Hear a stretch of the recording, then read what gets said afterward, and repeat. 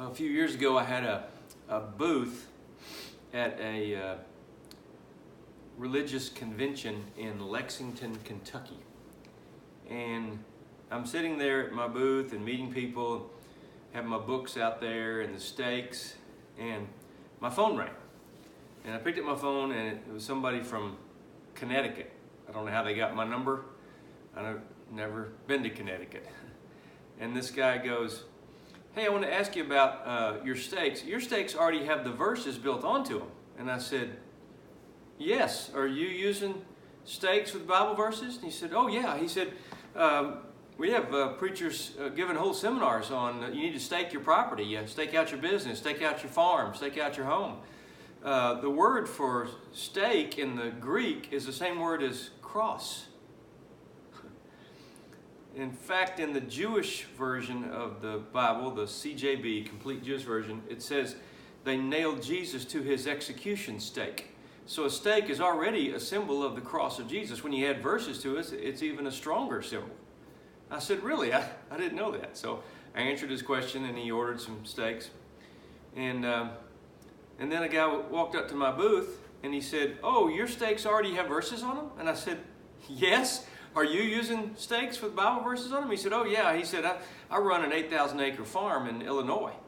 And I spend a lot of time in the summers in Africa and South America teaching a course called Farming God's Way. Because what we've discovered is when men and women start farms in Africa or South America, they call the local shaman or witch doctor to come bless the land. Well, they're sprinkling animal blood, they're cursing the land, and even the Christians don't even realize that.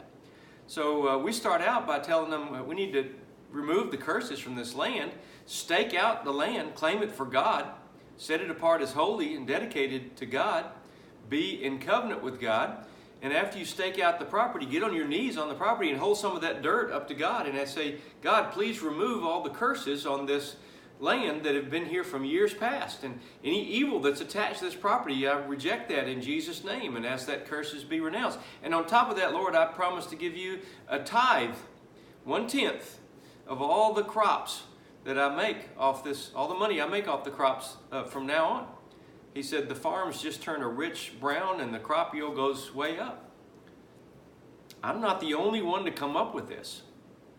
I just have the coolest steaks with verses built into the plastic, and they last forever. So God is at work in the hearts of many people with these same ideas. I can't make this stuff up. God is still on the throne. Prayer still works. And markers on the land are still something biblical. So keep praying. Love you.